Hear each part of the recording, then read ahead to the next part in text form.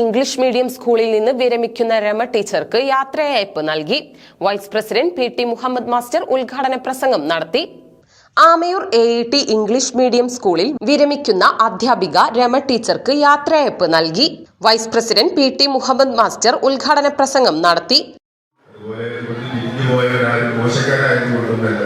അതുപോലെ തന്നെ ഇപ്പൊ തീരുമാനിച്ച ബഹുമാനപ്പെട്ട നമ്മുടെ ബഹുമാന്യ രമ ടീച്ചർ, അവര് ഈ 25 വർഷം ഞാൻ കമ്മിറ്റിയായിട്ട് അല്ലെങ്കിൽ മറ്റോ ബന്ധപ്പെട്ടുകൊണ്ടിരിക്കുമ്പോഴും മരക്കാരായിരുന്ന കാലത്ത് ടീച്ചറെ സംബന്ധിച്ച് മരക്കാരിൽ ഒരുപാട് നാളുകളായിരുന്നു. കാരണം അതുപോലെ തന്നെ ഇവിടെ ടീച്ചേഴ്സ് ഇപ്പോഴും നല്ല രീതിയിൽ തന്നെയാണ് ഇവിടെ ജോലി എടുത്തിട്ടുള്ളത്. ഇപ്പോൾ ജോലി എടുക്കാൻ തീരുമാനിച്ചത് എന്നാണ് ഞാൻ ഉദ്ദേശിച്ചിട്ടുള്ളത്.